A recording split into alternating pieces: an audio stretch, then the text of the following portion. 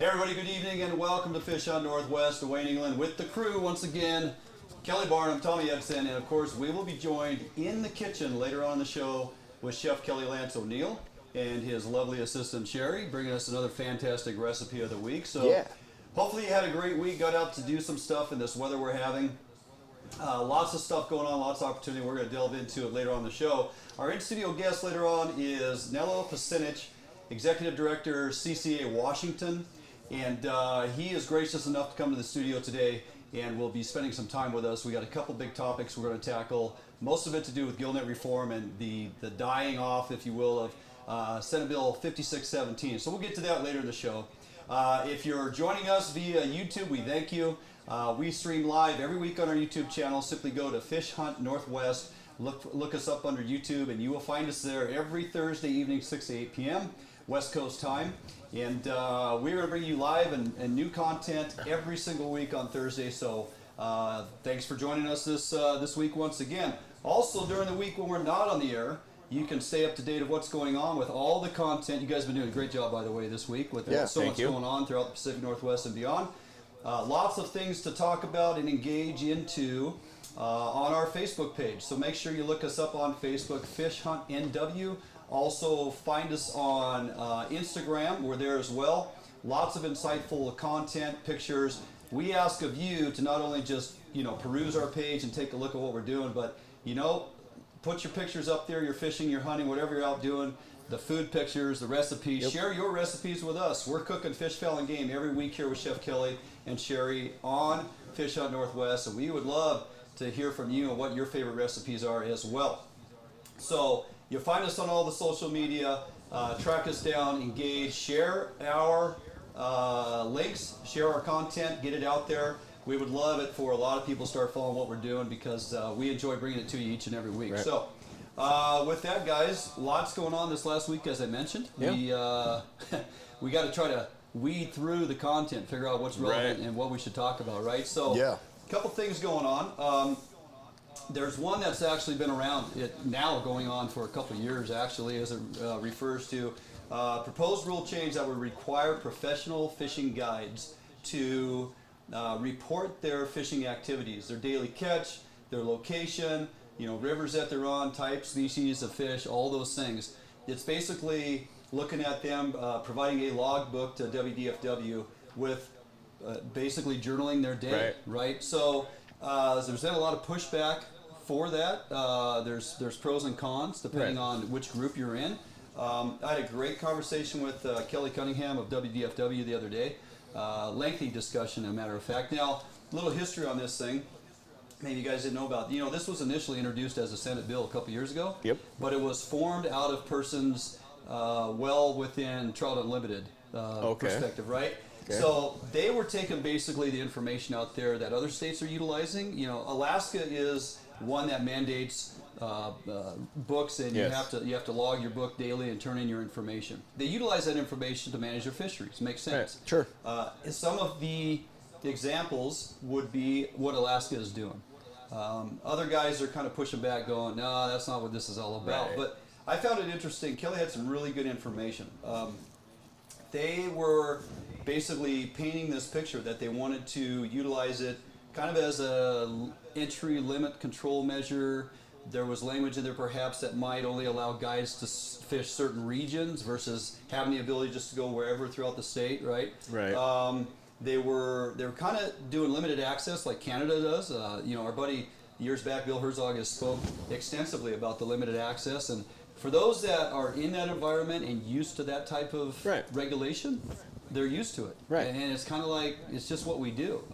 You start having that conversation around here, people kind of get their hackles up, right? Absolutely. You were a guide for years. Yeah, I guided for years, If they told you could only guide on these rivers, or you have to submit your information, say you can only stay here. Right. That kind of impacts you. It's kind of a weird deal because you see that, because then they could spread out the guides a little more, which would be a benefit. But at the same time, if the fishery that's in your region isn't hopping and something in somebody else's region is, and you can't go there, then that really impacts your ability to make a living. The other thing about that is you have client-based folks out there who fish with one or two guides. Right. And they rely on those guides to say, hey, the fishing's good here if you're willing to meet me here. Right. I will be more than happy to get you out. The fishing's been great. You guys need to get up here. And people do that. Right. Oh, for sure. Yeah. Sure. They don't just set boundaries and go, well, I only fish here, and hopefully I can find a guide that's willing to do that. Now, some may, but generally, folks, they build a relationship with a guide or an outfitter, and they want to go fish with that person, and he or she may fish 5 or 6 different fisheries throughout the year. Sure. And now, so this was previous language. The other part of that, if you're familiar with Idaho and Montana, pretty strict guidelines. I know for certain buddies of mine that guide in Idaho, you can be a guide, but you have to have your license under an outfitter. Okay. So you got an outfitter that's capped at how many guides he or she can have. Yep. You have instances where certain bodies of water you can only have, you're limited on number of drift boats, limited on number of power boats under that outfitter's license. And there's only so many outfitter licenses in the state or in the region, right? So that changes the game considerably, and it limits the amount of guides that can be out on the water. Right. Currently, as it sits in Washington, we have a ton of guides. Right. Yeah. Right? Oh, a ton. Yeah. If you've been down to Astoria during August, you see it every boat that goes by. Well, yeah. Between Washington and Oregon is a guide. Yeah. There's guides that come from Idaho to fish the Route 10 fishery. Absolutely. That's part of their annual revenues generated off of a Washington, Oregon fishery lure. And then a huge part of that. Yeah, and they'll follow those fish upriver and fish later in season up in their own opportunity if they get one, right? Sure. So there was a lot of restriction in the way that original Senate bill was introduced. It, got X'd out of there pretty fast. Right. Not a lot of support for it. So WDFW spent the last couple of years having a bunch of meetings. They had about 15 to 17 in 2017. They followed up with 5 more in 2018. Basically, the meetings were with now something that is kind of surfaced the last several years. Back when I was part-time guiding, back when you were guiding, there really weren't guide associations that you could be a member of, right? So that's a huge change. Tell me, it's like every man or woman for themselves back in the day. Now you have collective groups out on the peninsula, Grace Harbor here. We have guides associations that are meeting together, collectively work with WDFW, trying to rebound our fisheries. Right. That is good stuff, right? So they purposefully went out and had these meetings with guide groups and non-guide groups, just recreational license holders, and posed questions and try to ascertain what this program would look like and what they should do with it. They got some responsive, positive feedback. They got some pushback, of course.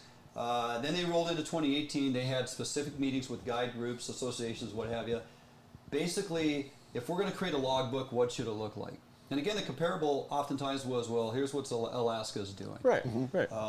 Now, contrary to popular belief, and as we put the post up on our Facebook page and people jump on there and engage in that conversation, and we encourage you to do so. That's why we do this. As you might have kind of picked up on, I put that out as kind of an open-ended question, just to gauge what the understanding was, and folks at WDFW produce our stuff. They want to keep tabs on what people know or don't know, the misconceptions, whatever. Kelly found some of the comments very interesting. Right. After all the meetings and the efforts they put to put the information out there, at times they go, wow, this is kind of interesting how the rumors get out there, right? So part of the misunderstanding is that, okay, let's say this thing moves forward and the guys are required to fill out their logbooks and turn in their daily information, and WDFW is using that tool to monitor fisheries. Are they under or overperforming? Are there an abundance of fish that we're doing just fine? Are there really too many boats on the water? One of the biggest things they hear is there's just too many people in a restricted area. Right.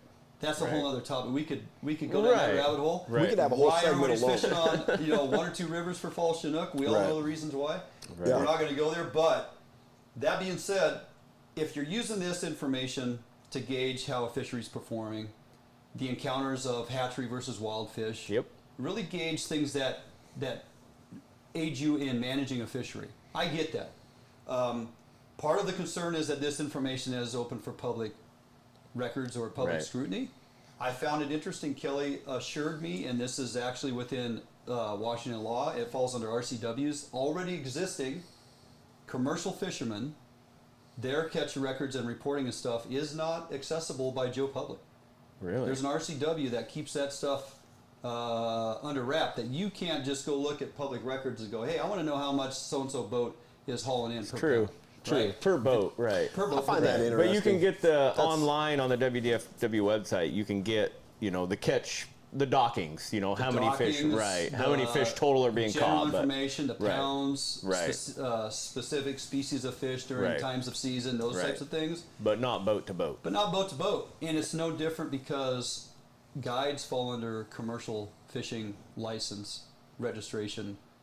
They're registered as a commercial fishing guide. Right. So that information is on it. So I listened to that and I was like, well, maybe it's the guides amongst themselves that, hey, I'm knocking the crud out of the fish over on this river, and I'm reporting that. Now I didn't ask if guides have privy to information that other guides are turning in. I would think they shouldn't. Right. So if I'm a guide and I'm reporting information that WDFW is using for managing a fishery, and there's the economic side of this too.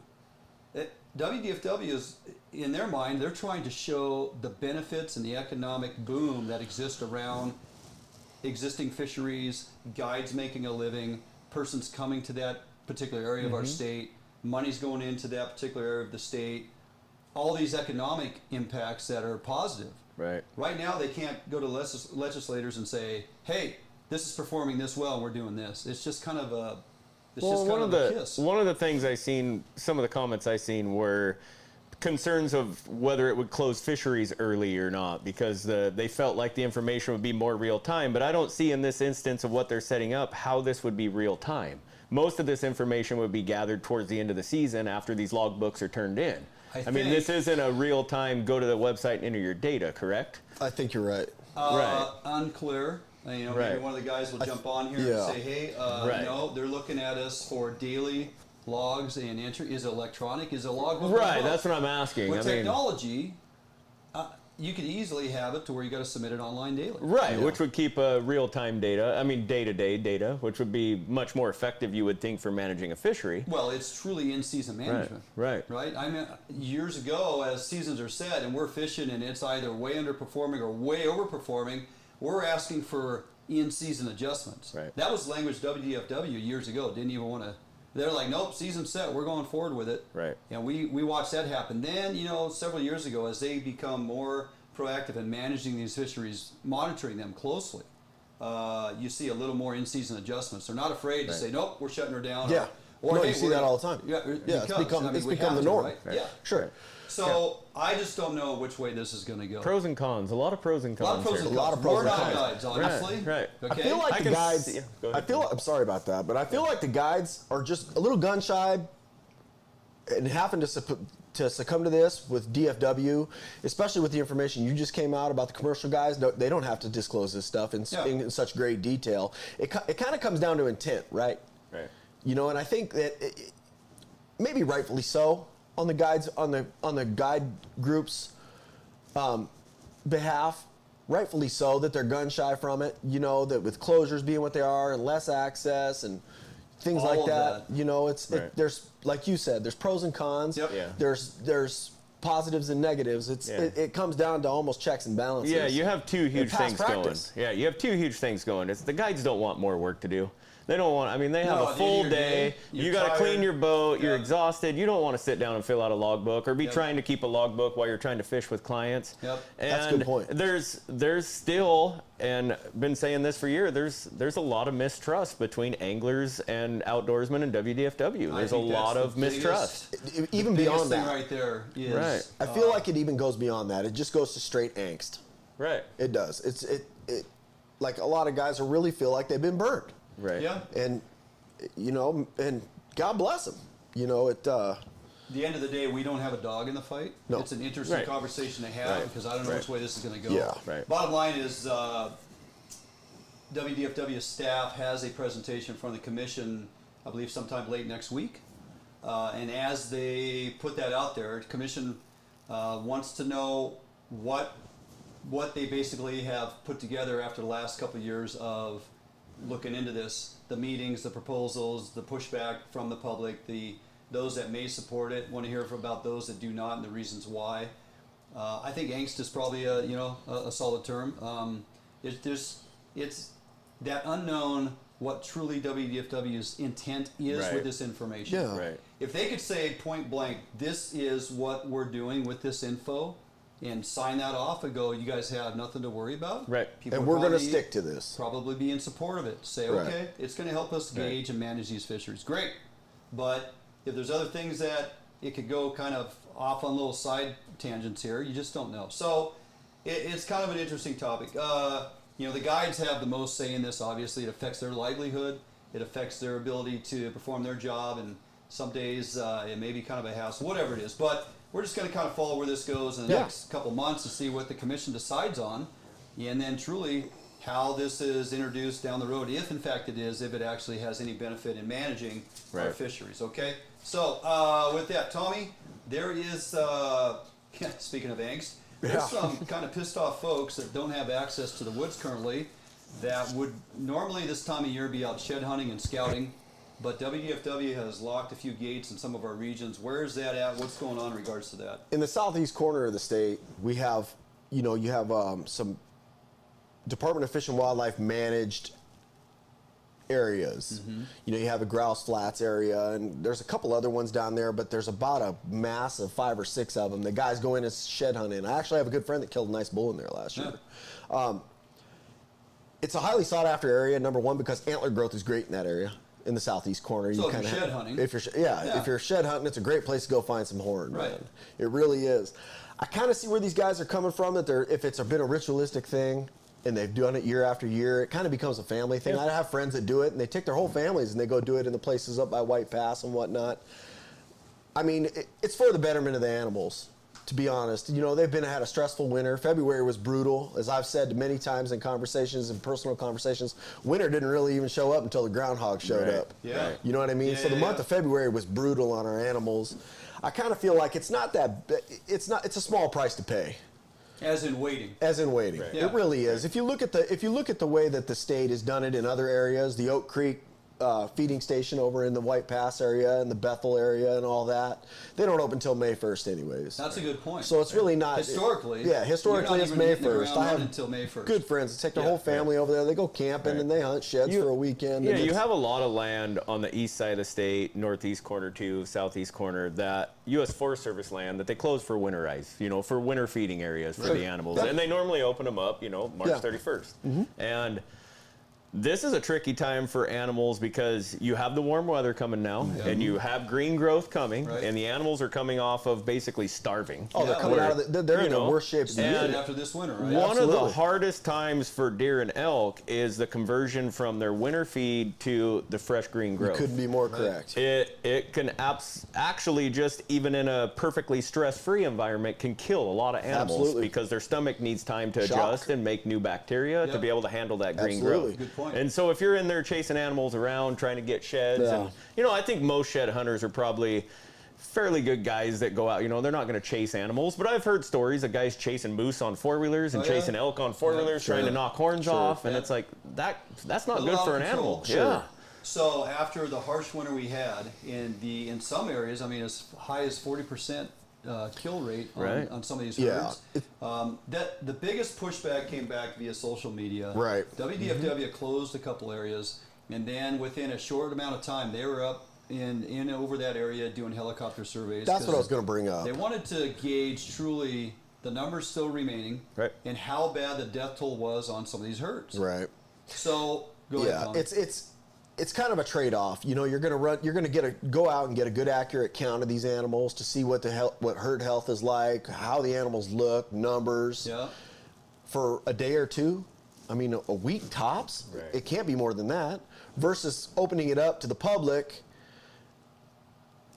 You know, if you keep it closed for another month, you're just keeping that much stress off those animals. When they're, like you said, they're in such poor shape, Barnum. Well, you know, it's for the betterment of the animal. I think we can all agree that you know, what's good for the goose is good for the gander. So it's just funny how people can spin it. It's like I don't get access, so I'm pretty pissed off. Yeah. And yet they're flying over the helicopters. Well, it was one day. In talking with those that do surveys in WDFW. Oh, it was one day. Yeah. Well, this particular area. Okay. They basically do a flyover. It takes 20, 30 minutes. They try to push the elk out so they can actually count them and get an idea of how many are still surviving in the herd. Right. Yeah. Then they're done. Right. That 20, 30, called 60 minutes, 2 hours. Doesn't matter. Right. Versus 30 to 45 days of all types of schmoes coming into the woods daily because the gates are open. Yeah. Riding quads, snowmobiles in some areas, and they're shed hunting. I get it. Yeah. But what's the payoff? You know, I mean, does it have a detrimental outcome? Barnum, it could. Spot on with these animals are in transition. Right. And after an extremely hard winter like this, they need extra time. Absolutely. The snow levels up, they got to come way down. Would you rather stay out of the woods in the fall when you can hunt them? Or stay out of the woods when you can go pick up some horn. That's what it comes down to. Am I wrong? Yeah. It's worth noting as well too that some units in Northeast Oregon, right across the Washington border, are closed for the same thing. Yeah. You know, everybody's kind of come to an agreement on to this, and I mean it's not that big of a deal. Right. We get to all go out and do it at the same time. It's another topic online, like we're saying with the angst with WDFW, that's exactly that it's right. like, but we have to get to a point where we have to trust our wildlife managers to manage. Yep. I mean, we have to think that they're trying to make the best decisions they can make for the health of the herds, health of the fish, health of everything. Absolutely. And it's the opportunity for us. Right. Let the scientists handle the science. Right. It does come down to science at times, and you just got to go with what they're directed to do. So we got time to jump into a little wolf discussion, or you want to sidebar that one? I'm excited for this one. We can do it real quick. Well, I mean, we'll try not to get too far down a rabbit hole. Let's do it. So, it continues to come up on social media. You see different postings and whatnot, right? You want to talk about some angst. This is the subject that brings up some angst. High on everybody's radar, whether you're pro or against. And there's mixed feelings perhaps in this room. We haven't gone into it too deep of where you personally stand, but I think I know where you guys are at on it. And it's interesting in who you talk to and what they truly know or understand what's going on. So the latest thing, Barnum, what's going on? The delisting. Right, the word delisting is getting thrown around everywhere. The Trump administration's thrown around. You know, the Fish and Wildlife Service is going to delist the lower 48. That's still, as I understand it, in comment period and still a time away. It's being thrown around that the eastern half of Washington State has been delisted. I think, from what I can understand, digging through all this, the opportunity for hunters to go out and hunt wolves in Washington State is still a long ways away. Yeah. I mean, now the Colville tribe we saw this not long ago, that they're working on some hunts and trying to get some hunts going for tribe members, as I understand, on the reservation. And so that is happening. Of course, they kind of follow under a different rule set than we have to. But the wolf management plan, as I understand it, requires recovery to happen in all wolf regions across the state. And we have 3 of them. We have 3 of them. Correct. And at this point in time, we have met management goals in the northeast area. That's 1. We have not met it in the Cascades, and we have not met it in the west. Which that area is delisted. Right. Correct? Since 2011. Right. The Northeast. It's 2019, and people are like, "Did you hear they're delisting wolves?" And I'm like, it is delisted, and basically what it opens up is the wildlife agency at this point has the opportunity to go in and deal with trouble wolves, with predation situations and stuff like that, which we've been seeing in the news over the last couple years. And of course, the environmental groups have exploded and fought it tooth and nail. But it gives them the ability, when a rancher is having trouble with livestock predation, the agency to come in, confirm that there is a pack of wolves there that is a problem, and eliminate wolves from that pack. And without that delisting, they would not be able to do that. Contrary to popular belief, they're not going to take wolves from the east side and move them over here to the west side of the Cascades and think that, you know, that's something they're going to do. If the wolves naturally migrate on over, that is something that's going to happen just based on natural progression. We have seen some legislation within the state legislature, which I seen maybe a couple weeks ago. One of the lawmakers was trying to write up a legislation to move wolves from Northeast Washington to Bainbridge Island. Oh, I heard about that. Like, there's all sorts of this crazy stuff that we were talking about. Right. And it's a tough situation for people that live in the northeast part of the state, because I have property there too, and it's my second home. I love to fish there, and they're dealing with an absolute overpopulation of wolves, and the wolves aren't moving across the state, I don't think, technically at the rate that we thought they would. You know, I mean, I think people really thought this far into it that the wolves would be on the west side. And so you have a lot of people from the northeast side, lawmakers from that Spokane, Ferry County area saying, hey, it's time to pick up wolves, relocate them, take them to the west side, meet management goals, in all 3 units so that we can start managing wolves with hunters. Absolutely. And that's a very interesting concept. It it's a very interesting concept, but it does not come from WDFW. It's important. It comes from legislation. This thing progress faster into other regions so it can become delisted, and then you can start selling over-the-counter tags to hunt wolves. Go ahead. The fight back on that is a tough one because wolves are coming to the west side, whether you like it or not. Absolutely. They're coming. 100%. So if expediting that would help save, like we've seen what happened to the caribou in the in Northeast Washington, and now what we're seeing happening to moose up there. Moose are really struggling again because of over wolf, population. So I mean, I see where those people are coming from and why they would say, why not just speed things up so we can start the management? And makes you think, doesn't it? Yeah. If that's your theory, that's the conversations that are truly going on. I got questions about it. It gets lost in translation when it gets out on social media. Yeah, People for sure. it all over, and they say, "Hey, here's what's happening." And from WDFW's perspective, that's not the goal. Right. They're getting pressure from legislators who are basically the driver behind the way the wolves are managed and the federal monies and all that. So you got to understand, WDFW gets handed this thing to manage, and they have to figure out best way to do it, whether it's listed, delisted, where it's at, money's coming in, what this zone is doing, producing, detrimental, positive, whatever, what this zone is or is not performing, this zone over here. It's a balancing act. Yeah. And everything they do, because it affects nature, is a balancing act. So the wolf thing isn't going away anytime soon. No. We'll kind of continue to follow it just because it's an interesting topic. It seems to get a lot of hackles raised up, and folks are interested in where it's going and what's happening. Right. So we've pushed a little bit long here. No big deal. We're going to jump out for a quick break. When we come back, Tommy, we're going to be in the bait lab and kind of recap our perch fishing the other day. Surf Perch Extravaganza 2019. As it were. Timmy, Tommy, and Dwan out there on the beach going after surf perch, and we'll do that in the bait lab. We come back right here on FHN.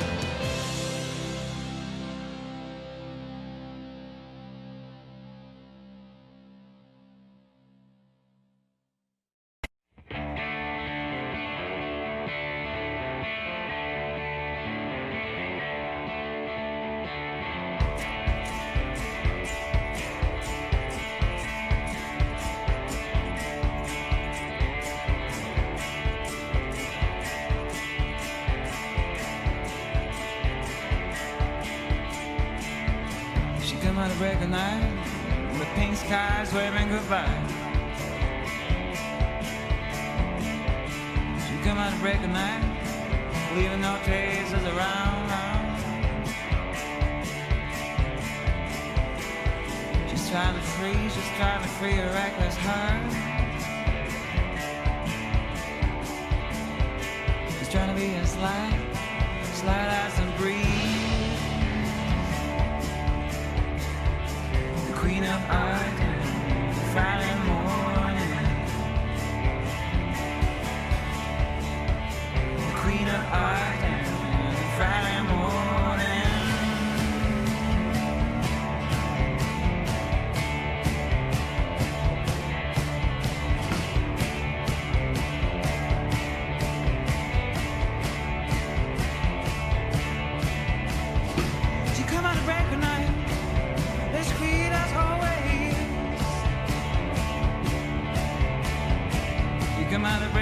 that you'll be wearing her charm so frail. Yeah, she's trying to avoid everyone.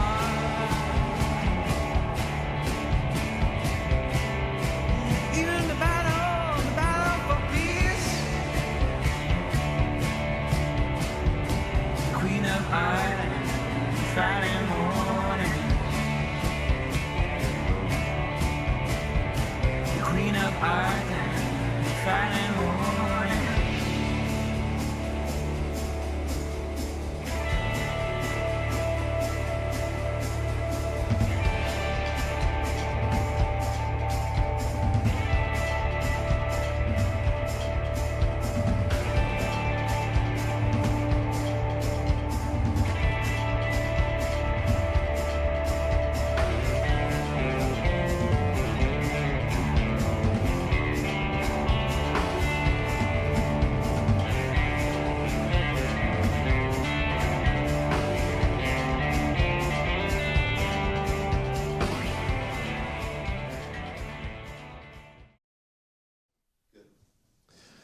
Tommy Eidson here with Fish Hunt Northwest. We're in kind of transition season here, you know, as winter steelhead winds up. You know, we got lots of clam digs coming up. Lots of clam digs have already happened. We got some good ones coming up here in the next couple weeks that are tentatively agreed to with DFW that are morning digs. A good thing to do when you get those morning clam digs is go out, get your clams first thing in the morning, come back, clean them up. Take a nap even if you want to. You can go back out though, take your Serf Perch gear with you. It's a super underutilized thing that people do that people don't do enough of, rather, at the coast, is fish surf perch. You know, I mean, any given day you can go out to the coast and you're going to see 2 or 3 people tops. They tend to do it a little more down on the Oregon coast. I mean, I've seen it down there where there's 20 guys out there fishing surf perch, which is really kind of cool. We can talk about that in a little bit. Basically, it's just you're standing in the surf, casting out, looking for certain telltale signs that there's some perch around. Gear-wise, you know, you start out with any 3000 series, 2500, 3000 series spinning reel rated for salt water. A good long rod is necessary. You can take your 8 to 17s rateds, your 6 to 12s for steelhead. That'll work. The longer the rod, the better. I mean, to a point. This rod here is my personal rod, and it's a 12-footer. It's rated 6 to 12, but it's actually a little heavier than that. Spool them up with braid. If I'm gonna spool a reel up to fish nothing but surf perch, it's gonna be with 10-pound braid because the stuff is as fine as a newborn baby's hair, and it just falls off the reel. This is spooled up with 20 because this reel serves more purposes than just fishing surf perch. What you can do if you don't have, most people fish bait, and we can get into that here in a minute. But what you can do what we have here is a bunch of dropper rigs.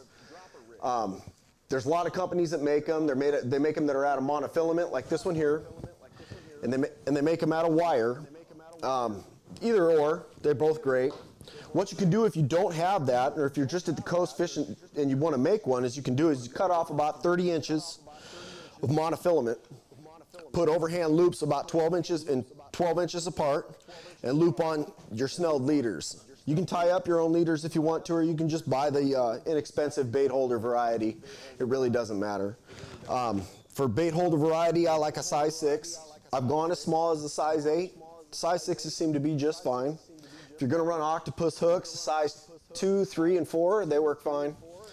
As far as tackle, a lot of guys will take these sabiki rigs that you see here. And they come in a 6-hook setup. Something to pay attention to is the line weight on these. The heavier the line and the more durable they are, you know, the sand and all the surf and the currents and everything moving around out there, there's a lot of crab.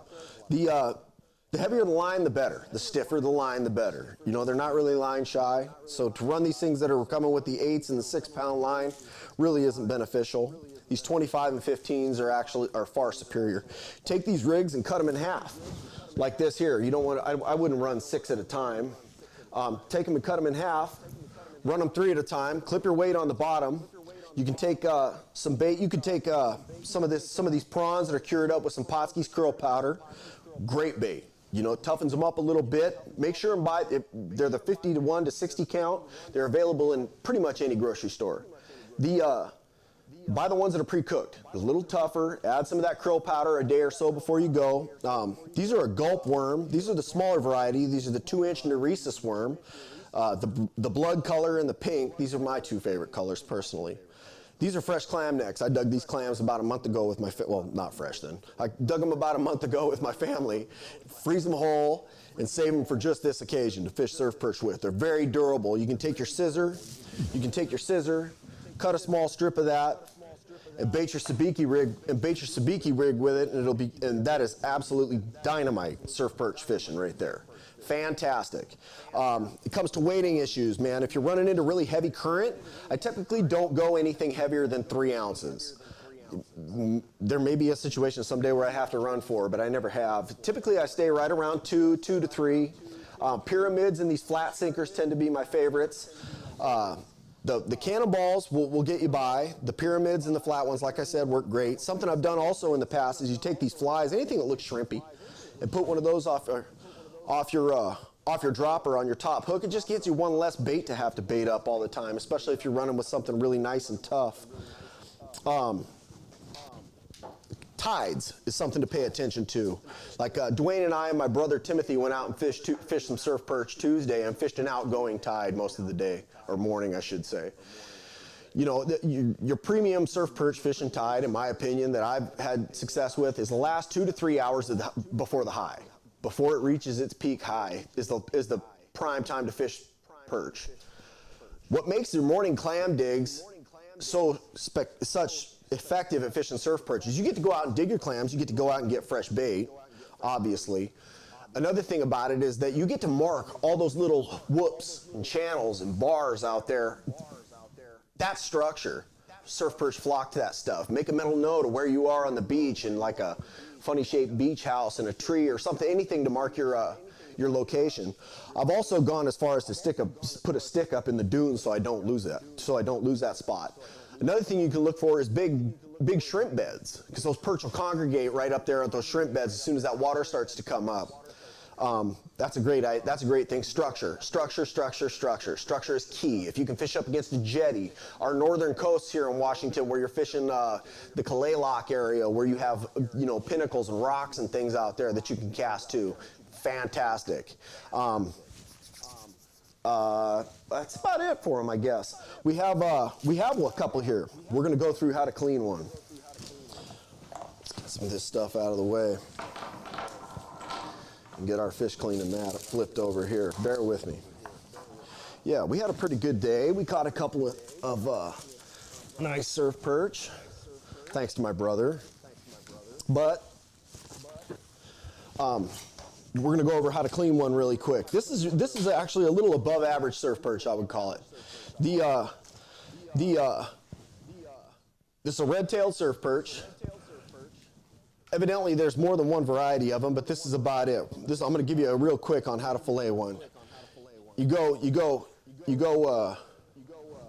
right behind the gill plate like this, straight down.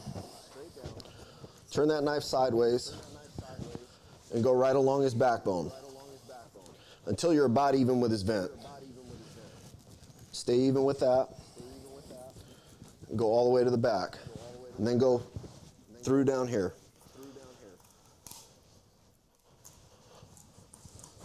And then take it all off. Flip that over.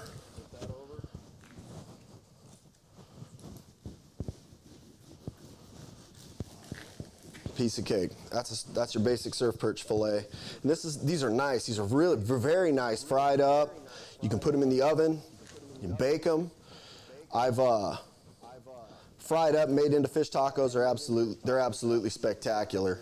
Another thing we can do is if you catch some small ones, that's a fun thing to do. This is my favorite way to eat them personally, is if you catch a bunch of perch that are about this size perhaps, a little smaller, what you can do is you scale them, obviously get a spoon and go against the scales and knock all the scales off of them. Take the fins, take the head off, right in here, and take that fish and score it all the way across. 1, 2, 3. Flip it and do the same thing. Score it 1, 2, 3. Batter it up nice and thoroughly. You know, I mean, really get the flour or the cornmeal or whatever you're going to use. I don't like a heavy batter like a tempura sort of things. Whole fry them. What happens is you get all these fun, crispy edges in here that are good to eat, and there's a lot of flavor in that skin. Mix up a sauce or a dipping sauce or something that you like. I like sesame oil mixed with stuff and then pour it over them, or just to dip in. They're fantastic like that. Get out, get your kids out, catch some surf perch. It's kind of a family-friendly thing. The kids can be playing on the beach. Go down, get your clams in the morning, clean your clams up, get a bunch of bait. You know, it's super user-friendly, and I feel like more guys should be doing this. It's super underutilized around here. So get out and enjoy some surf perch fishing, man. It's just another thing we should be doing in Washington State.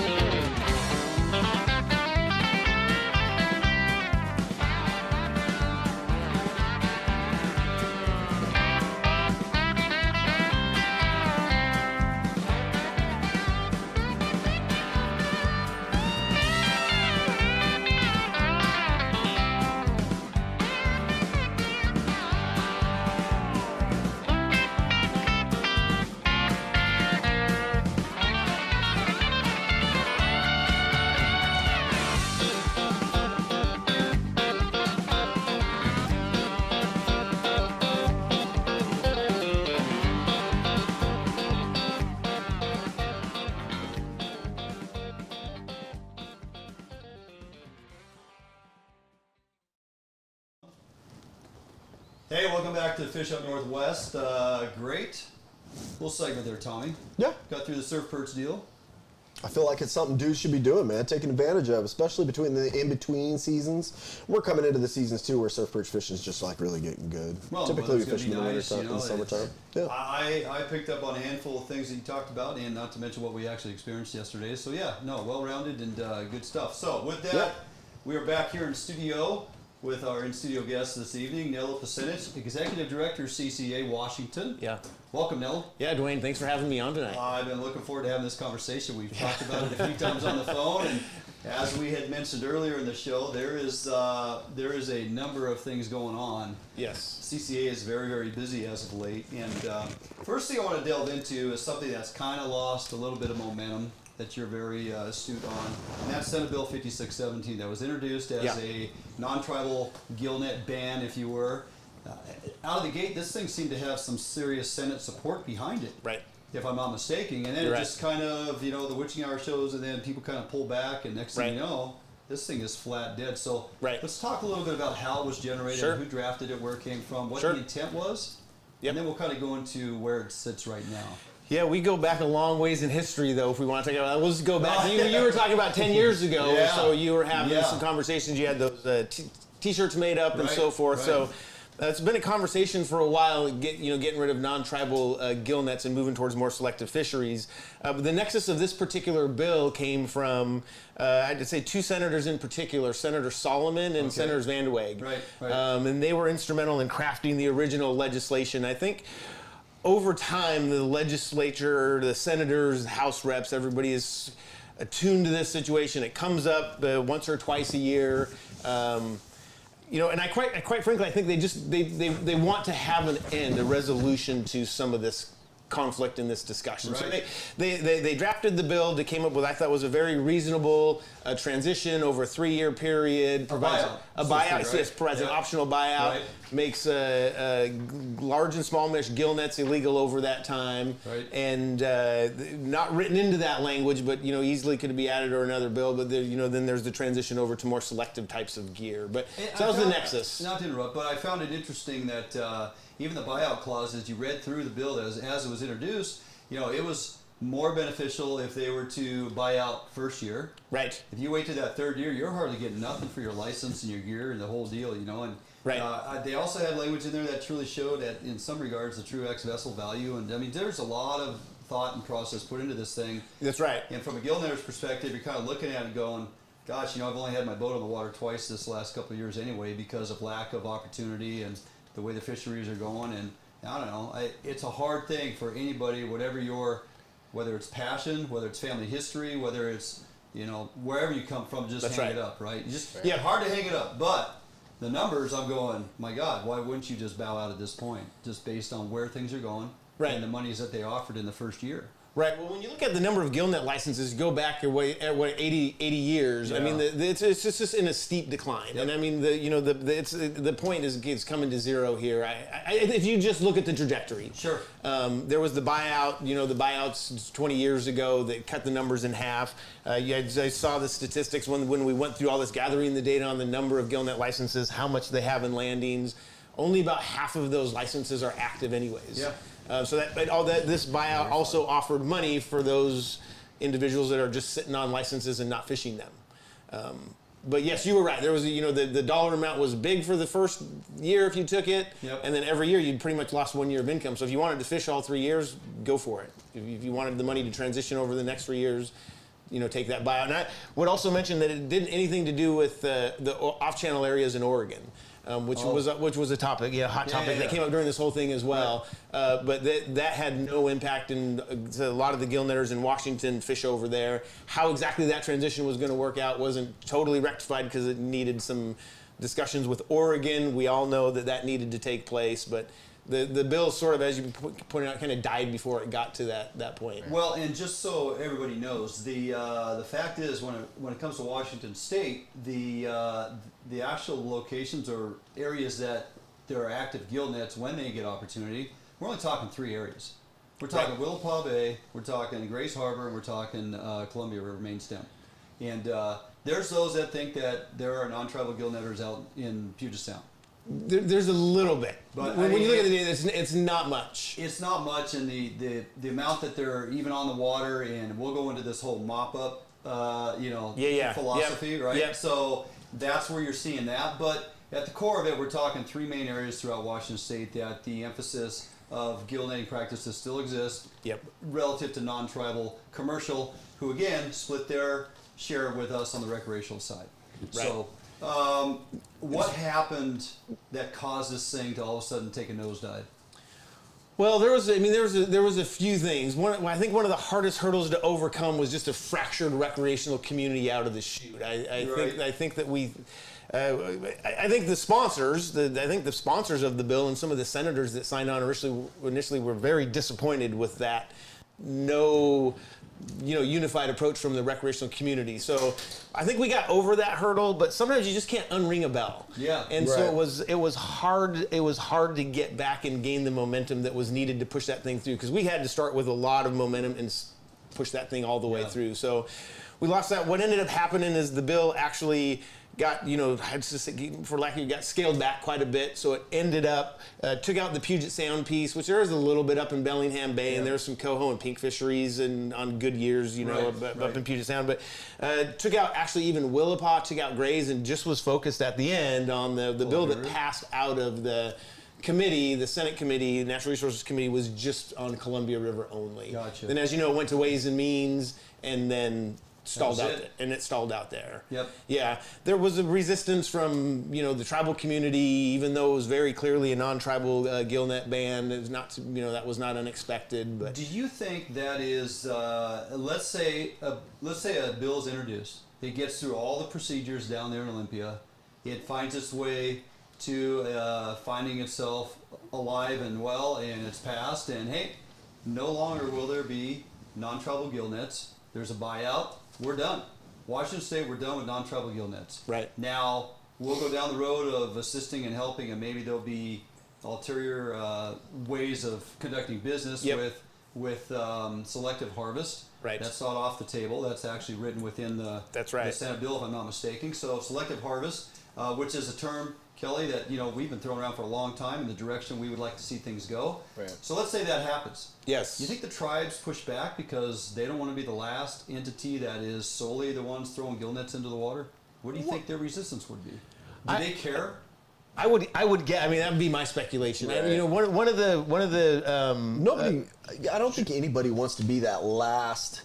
Non-selective harvester? Yeah, just that last stronghold, like that last. Yeah, nobody wants to be the last. I think they probably man looked at it like a domino. Yeah. And it's pretty hard to stop the dominoes once they start falling. Once they get to that point, Yeah. it's a good hard to example. say, and I'm not going to speak for them, and I guess we are speculating. I was going to say we're not speculating, but we kind of are. But I just have to try and gather in my mind, what would be the resistance from the tribes. They conduct their fisheries. They have their side of the deal, right? They're co-managers, and they're at the table, and it's conflicting as it is right now at times with some of the stuff we're trying to get through in this season north of Falcon. I mean, they're doing business as they do. So I just don't understand why they would push back on that. But I guess that's for another day. So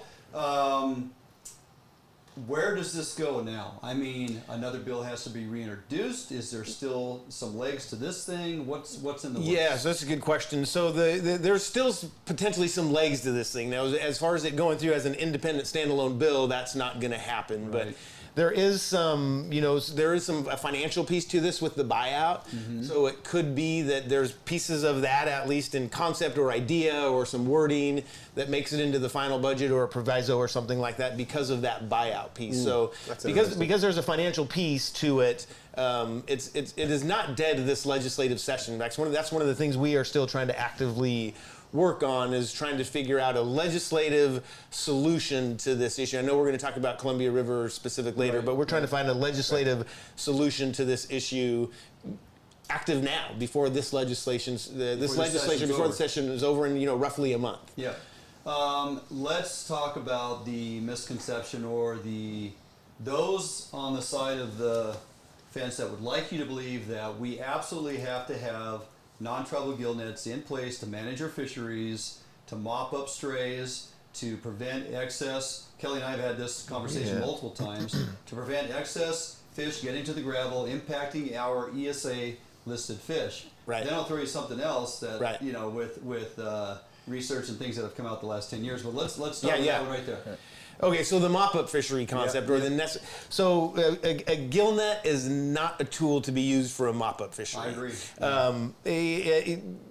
It harvests the same proportion of wild fish that it does hatchery fish. So in that term, it's not mark selective, and that's what you're looking for in a selective fishery. You're looking for a mark selective fishery. Right. Recreational fishermen, we fish selectively. When that fish comes up, we say, is a hatchery fish, bonk it, we throw it on board. If it's the right species, whatever, right time. If it's not, it gets turned loose.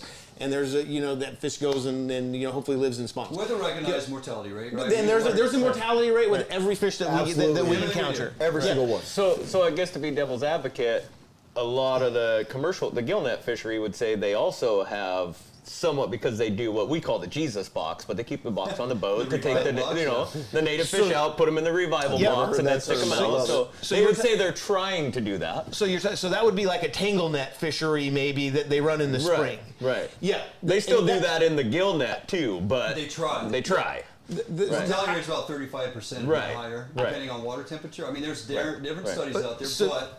So to your point, that is more selective. You're right. That is more selective. But we have tools that get way more selective than that. Correct. So the other thing about this mop-up fishery, where for one, where has it been done successfully with gill nets? But so the other thing is, just think about it practically like this. Let's say that you have too many hatchery fish. This is speculate. Too many summer hatchery fish in the Okanagan. Let's pick something. Sure. Right. Sounds good. How are gill nets going to solve that down in the lower Columbia River? Right. Non-discriminate harvest. That's a very good idea point. what they're picking off. Yeah, I get it. That's a very good point. And then the other thing that we don't talk about enough, in my opinion, is the bycatch that happens in gill nets. I mean, going back to the summer Chinook fishery. The only monitoring that they've done on that fishery, I don't remember the year that it was done, 2008, maybe I have to get it, but anyways, the only year they've done it, the bycatch was 100%. So that means for every one summer Chinook they caught, they had one fish that had to be discarded. You guys know that fishery happens. The water is not as warm as it is when they're fishing in the fall, but it's still kind of a warm temperature. Yeah. But they caught sockeye, they caught steelhead, they caught sturgeon, they caught, pike minnow. So that, we're talking 1-to-1. It's a one for every one summer Chinook. There was one other type of fish that was discarded. So a lot of times when the department or the gill netters are talking about their fishery, they're only focused on that particular fish. So it's only on spring Chinook. But what they fail to mention in the fall, for example, is that the bycatch is really high on non-target species. So the last 2 years, the reason that the fall Chinook fishery, gill net fishery, has been cut short 2 years ago was because of impacts on bee-run steelhead. Okay. Last year it was on impacts of up Snake River wilds. Right. So they didn't even get to fish for the target fish because of bycatch of non-target.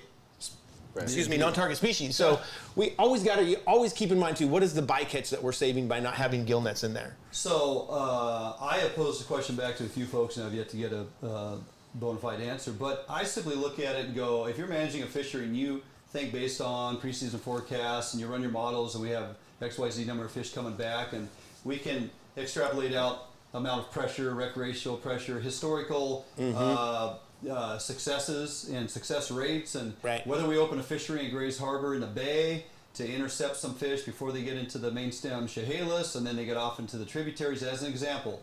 On those years where you have, and we don't have a Chinook fishery yet on the Chehalis, but hopefully we're getting there, but if we recognize we have a certain amount of fish, and in the past we've relied on those so-called mop-up practices of the non-tribal gill nets to assist and aid us in preventing all those damn strays making it to the gravel, because last time I checked at a meeting, we got all these biologists running through the door screaming, we have too many fish on the gravel. Right. That pretty much never happens. But that being said, what about if, as they run the models, you remove the non-tribal gill net option?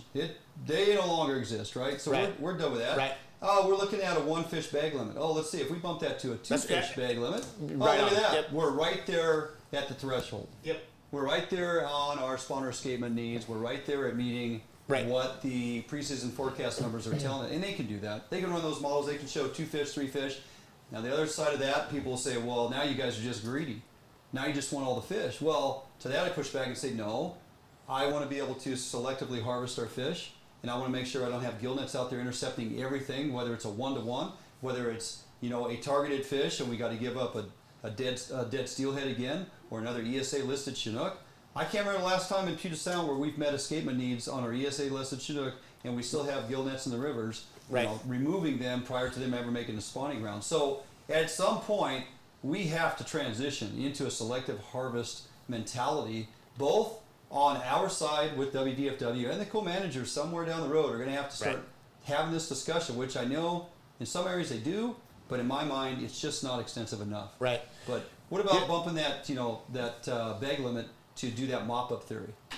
Yeah, no, you're absolutely right, and I've asked the question before, and well, the recreational community can't catch all the fish. I'm like, well, show me when it's actually been tried. When have you bumped up the bag limit? But when I hear from fisheries managers, even from others in the recreational community, that the gill nets are the only tool to mop up fish, oh. That's not true. Right. Yeah, So just take springers, that, for example. I mean, when do we ever not come up to the threshold on springer fishing on the Columbia? Or you name it. So they're absolutely increased bag limits, extended seasons. As a sportsman, then, as we look at this and we look at, so we obviously have to have a future for commercial fishery. So what practices can we look at as sportsmen and say, now that's a better choice, Right. Would you be talking about tangle nets? Would you be talking about seining? Like, what do you guys support on a commercial land for harvest? Yeah, so that would be more selective. Yeah. So we have. You had mentioned too. You guys were talking on the earlier segment about the Colvilles for what I can't remember why that came up, but we talked about upper river. The Colvilles fish selectively up in the river. You didn't know that with purse seines. Yeah, oh, okay. Okay. Yes, and very successfully. Their mortality is really low. Really low. We helped get federal funding, just 10 years ago, for the department to run testing on beach seines and purse seines in the Columbia River. Okay. For a number of reasons, even the department has admitted it was botched. One of the reasons is they did it side by side with gill nets. Okay. And so there's a number of reasons why, but they have since gone and redone some of that testing. I haven't seen the results yet from the last one, but I understand that the beach seines and purse seines, we know that they work. But when you look at the Colvilles, you just know they work when they're done properly. So that works. There's also that trap now in Cathlamet. That the Wild Fish Conservancy has been running pretty effectively. You know what? I looked into that. I followed it. I followed all the players, all those who were on board with it. CCA, WDFW, ODF&W, NSI, a handful of conservative groups and everything. And then the Wild Fish Conservancy is in there, and I'm like, I just get a bad taste in my mouth when I have to realize that they're trying to get in on something, and I just don't know what their angle is or why they'd want to be involved. And it gives me a little bit of pullback, right? So you brought up the point too before, Dwayne, which I think has to be asked every time, which is, where is too many hatchery fish on the spawning grounds a problem? Right. And then that particular tributary needs to be addressed, and there's different ways to do it. Increased bag limits. It may be that there's a temporary weir that's put up there. There's all kinds of solutions, but you're not going to solve excess hatchery fish on a tributary in the Upper Columbia.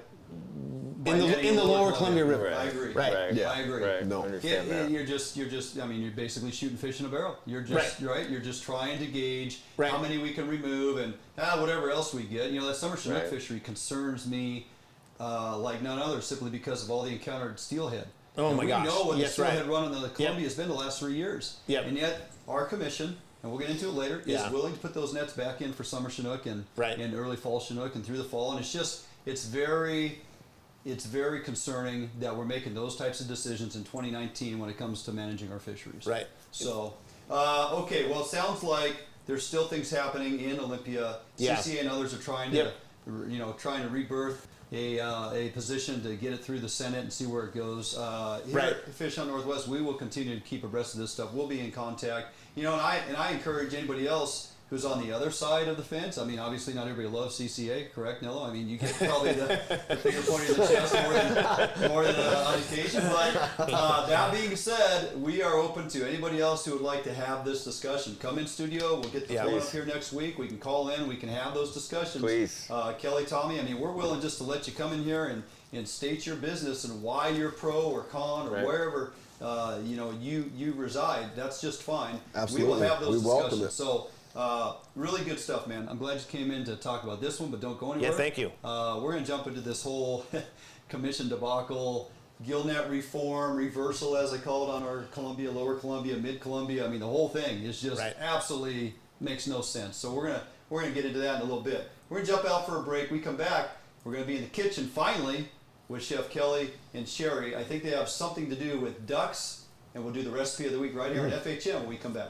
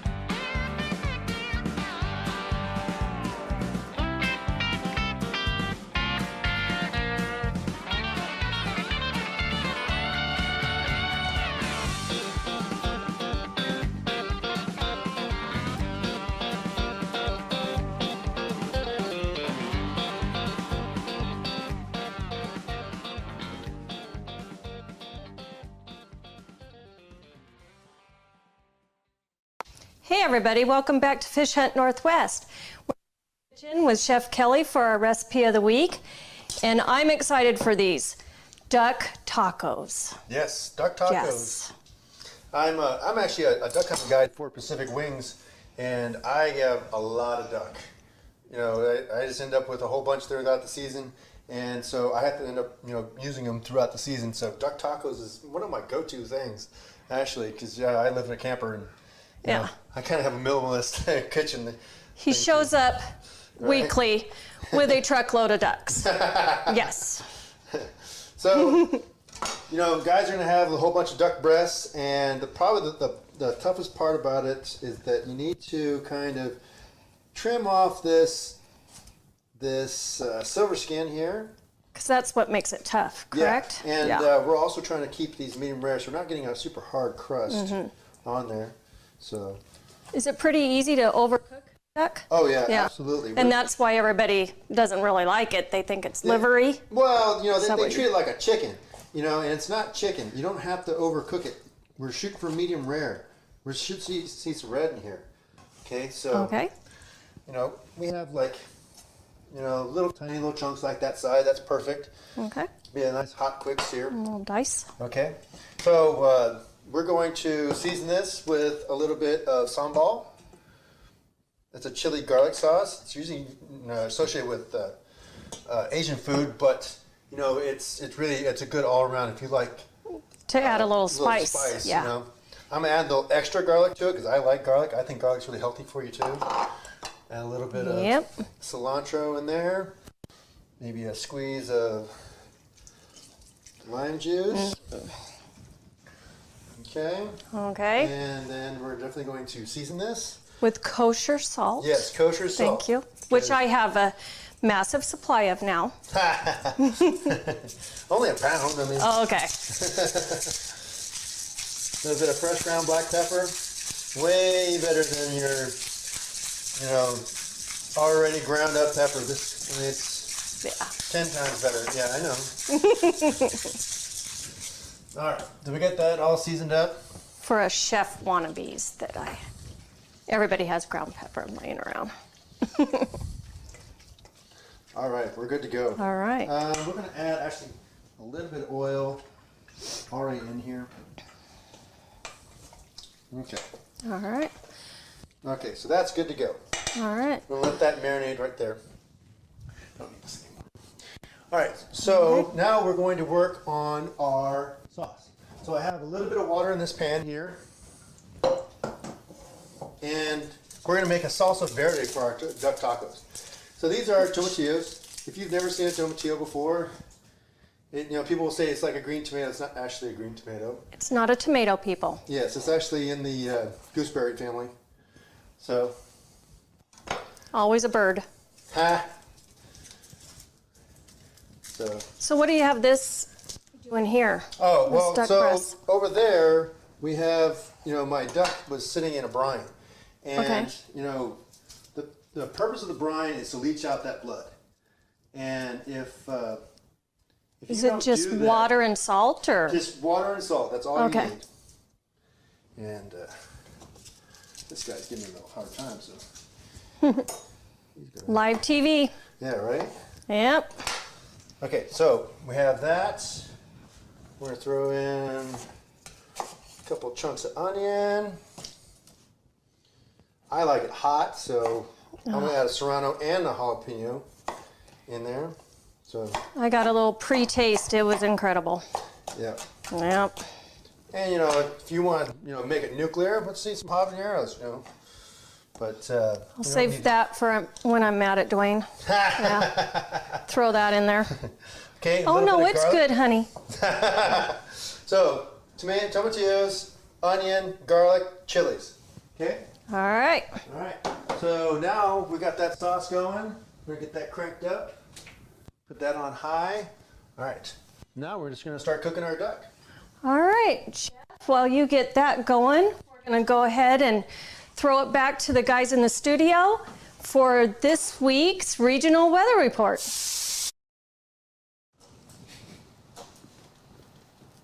Hey, welcome back into Fish Hunt Northwest. Are we there? I'm looking at the light. I'm looking at the light. There we go. I'm just laying up. I think There we're it on. is. Okay. We're on 8. Chef Kelly is killing it in the kitchen once again. So they're making some duck tacos. And I've had some of his duck recipes, and I'm telling you. He nails the duck. I think he could take a merganser, and you guys would probably want to eat it. No? I'd give it a shot. I'd be in for him. He looks like a good cook. I'd give it a tell shot. you, I know the guy Barnum does would too. amazing I'd eat it. stuff, so- Yeah. Yeah, you would eat it? I'd eat it. I'd eat it. 100%. I've eaten coyote, We're so going to make merganser We'll have to have duck that tacos. conversation. What do you think about that? sounds good. Okay, we'll go with that one. Hey, we got a pretty decent week outlook as far as weather coming. Yeah, not as bad. Not a bunch of changes coming. Not gonna be all crazy. Why don't you jump up there and give us the We're gonna do Tri-State it. Regional Weather Report, Mr. Kelly? We will stumble through it. Well, here it is. As you guys can see, for the weekend, we're not looking too bad. We're going to have high near 62 on Saturday with a calm wind. Sunday, we're going to be mostly cloudy with a high near 57, but we don't really bring rain in until Sunday night, Monday. And then things kind of take a little bit of a turn here. Let me pull that up.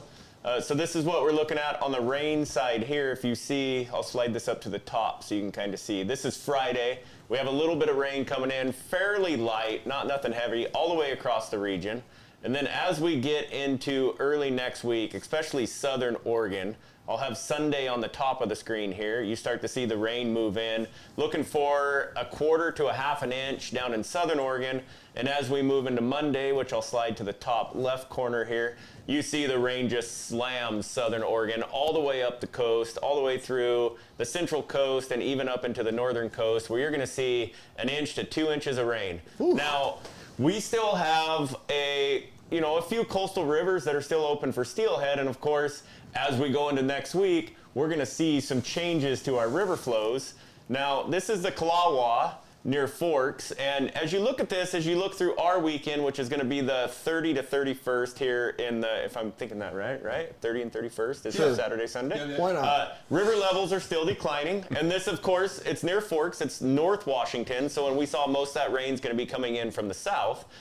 It's going to stay pretty consistent all the way until going into next weekend. And then going into next weekend, as that system moves from south to north, that river is going to blow up. About the time we're doing our show next week on the 4th, right? We'll start seeing some weather change. Yeah, it's going to blow up. Yep. So as we move down to the Willamette at Albany, you're going to see that happen, obviously, a little bit quicker. Well, you saw that rain. Right, you saw that. hills. You saw that rain coming in. It's going to hit. Looks like around Tuesday again, like we said, and Wednesday and Thursday, the river levels are going to spike and actually go above average means. So that river's going to come up fast. Yeah. Yeah, you Really could probably fast. run a plow through it. Kyle Bushelman's going to be real happy about that. Right. And then as we look at the east side of the state, as we look at the Clearwater at Orofino, we just continue to see rising river levels all the way across that because of snow melt. I mean, we don't have a lot of precipitation forecasted for eastern Washington, Idaho, eastern Oregon area, but we're seeing warmer temperatures, we're seeing snow melt, and these river levels are just going to continue to rise as we move through spring. Let's switch over and kind of go back to the coast here. We still have, bottom fishing opportunities, and I was looking at this earlier, and these are my favorite weekends. We have smaller tides. When I go out and fish bottom fish, it's mainly a drift fishery. You're drifting over rock piles, jigging rocks, looking for sea bass, looking for lean cod. And I'm always looking for these smaller tides. I'm looking for something like here on Saturday, where we have a low of at 3:13 a.m. of 4.2 feet, and then we follow that up with a high at 9:20 a.m. of 7.7 feet. Now that's only 3.5 feet of water movement. So that's going to tell you right off the bat, your currents are going to be slower, your drift is going to be slower. So as long as you don't have a 10 or 15 knot wind pushing you, you can, per pass across your rock pile, you get more time on the bottom. Absolutely. And the more time you get on the bottom, the more fish you tend to catch. That's a good point. So that's a pretty good little tip that I like to have. So, I mean, you see the tides are great. They're small tides, they're morning highs. It should be great fishing. So let's hop in and look at kind of this is Westport out about 15 nautical miles. Saturday, you're looking at wind waves 1 foot or less with a swell at 6 feet at 13 seconds. Very fishable. Very. And as the weekend goes on, Sunday you're looking at a south wind at 10 knots, becoming northwest in the afternoon, wind waves 1 foot or less, and a swell at 4 feet at 20 seconds. Oh, man, let's go. What time you want to be in your house, Marvin?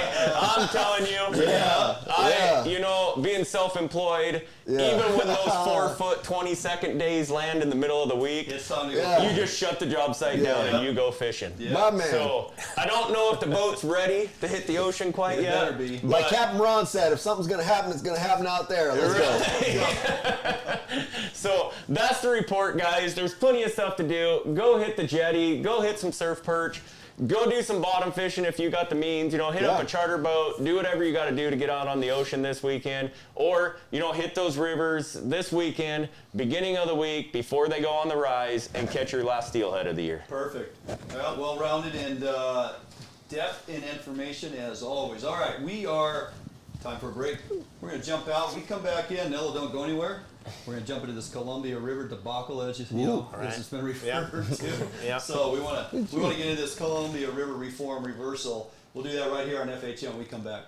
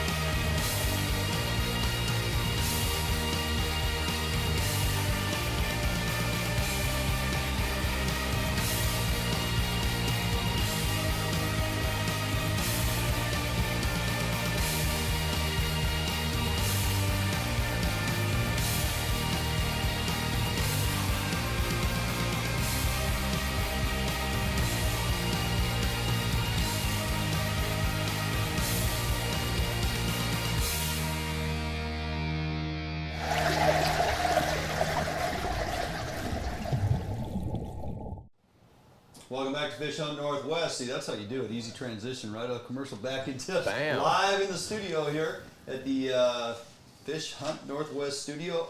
Nello, thank you so much for hanging in there. Yeah. Second topic of the evening, young man. I can say that because I'm older than you. So recently we experienced something we didn't really think we would have to deal with as far as a recreational guy that just enjoys fishing and watching how fisheries are managed and the future as it is and is supposed to be heading in a certain direction. We had a gillnet reform, if you will, kind of introduced back in 2011, 2012. You'll remind me. And we're going down this path. And as of late, that took a 180. Right. Completely pulled out from under us. We want to revisit what was established, where it was going, where it sat, and all of a sudden what happened to turn it 180 on us and what's going on right now with it. Right. Yeah. So going back a few years to 2011, 2012 is when the subcommittee was put together back then with representatives from the Oregon Fish and Wildlife Commission, the Washington Fish and Wildlife Commission. The governor had appointed people from both states in Oregon and Washington. There was senior staff and both directors from both Oregon and Washington, senior staff from both Oregon and Washington. Commercial advisors from both Oregon and Washington, recreational advisors from both Oregon and Washington, and conservation advisors from both Oregon and Washington. So this was not a small process or a small task, or it wasn't something that was just thought of overnight or put together very, very quickly and kind of steamrolled through like we have seen here happen recently. We'll get to that in a sec. But but that was a lengthy process. There was a lot of public input that went into it. There was meetings all around both states. I remember the meeting in Seaside. We actually, CCA chartered a couple of buses and we showed up with our CCA red hats and packed that room out. We were very engaged. A lot of people were really fired up. But the nexus for that whole thing was actually a ballot initiative in Oregon. It was called Measure 81, where they said, look, we got to do something about gill netting. They did the polling, found out that it was a very winnable ballot initiative. Then Governor Kitzhaber stepped in and said, look, what we'd rather do is have a legislative fix to this. Let's put together this work group and let's try to figure this out collaboratively. And so that's what happened. And I would venture to say tens of thousands, maybe hundreds of thousands of hours went into this whole process over the course of many, many months. It eventually went to both commissions. Each commissions in Oregon and Washington adopted policies for the Columbia River. Just because of the way the states work, they were slightly different than each other, but nonetheless, they matched up on the key components that needed to be matched up. And Oregon had a couple of things that were done legislatively as well in addition. And that Columbia River reform was designed to take 5 years. And over that course of time, they were going to analyze, they were going to test selective fishing gears, the beach seines, the purse seines. They were going to reanalyze the economics of the whole thing. You have to remember, economics change from year to year. Absolutely. 20 years ago, there was great summer Chinook fishing for a period of 15 or 18 years. We didn't even summer Chinook fish. So I mean, so economics change. Sockeye fisheries are up and down. We all know that. They analyzed all that, but at the end of the 5 years, the goal was to have no gill nets in the main stem Columbia River. The commercial gill netters were to be in the off-channel areas exclusively. Any main stem fisheries that were going to occur were going to be through more selective fisheries that have much lower mortalities with beach and purse seines. And they bumped the off-channel opportunity with the way they were rearing and releasing fish, correct? Yep. Part of this plan was to greatly enhance the off-channel areas with more plants. They transferred plants from I can't remember now, from the Sandy, from parts of the Willamette, I think from the Columbia, the Klamath, the Lewis. So a lot more fish went into the off-channel areas as well to help with those economics. Recreational fishermen did not have access to. That's right. It was exclusive, non-tribal, commercial, gill net fishery. That's right. Here's your area. Recreational, there could be abundance of fish in there. Right. This also encompasses some of the lower Columbia River Tule programs that were bumped up. To put more fish in the lower river and not have to worry about intercepting them fish heading up. I mean, there's a lot of work gone into this thing. Yes. They basically said, come fish here with your nets because we're putting fish here. Right. But as silly as that sounds, but you can kind of modify that and make it work, right? So that was the goal, and that's what was going on. Then what happened? That's right. So that was a transition for 5 years. At the end of the 5 years, as we're getting close, fisheries managers said, we need a little bit more time. So it was essentially extended for another 2 years in Washington, but it was very exclusive. It was only for zones 4 and 5 gill net fisheries in the fall. So no other large mesh fisheries anywhere in the Columbia River. Of course, the off-channel areas were always to be fished. And Oregon kind of said at that point, well, I think we'll keep zones 4 and 5 open indefinitely. There was no 2 years. Washington said, we want 2 years. By the end of 2018, this whole thing has to be done. Yeah. Well, part of this whole thing of transitioning to selective gear, you have to remember, necessity is the mother of all invention. If you know, there has to be some type of incentive to transfer over that gear type. But so that, you know, that was part of the issues. You just keep kicking the can down the road. So now what happened here recently is there was another bi-state group put together that had 3 commissioners from Washington, 3 commissioners from Oregon, and you know, people that have been tracking this closely, you know, have suggested they would have known what the vote was going to be 4-2 on that, even before there was one single meeting. So they did based on the players. Yes, that's right. Just based on knowing the personality. So they went through that process. There was very little, if any, public input taken at when they would meet. The 6 commissioners, 3 from Oregon, 3 from Washington, and then in Spokane about a month ago. Staff from Washington, there was this buzz that, you know, we don't need to do anything, we don't need to vote, or, you know, we're going to come with the recommendation, but there's not going to be a vote. Then all of a sudden, last minute, I understand there were some changes. There was we got to get in line with Oregon, North of Falcons coming.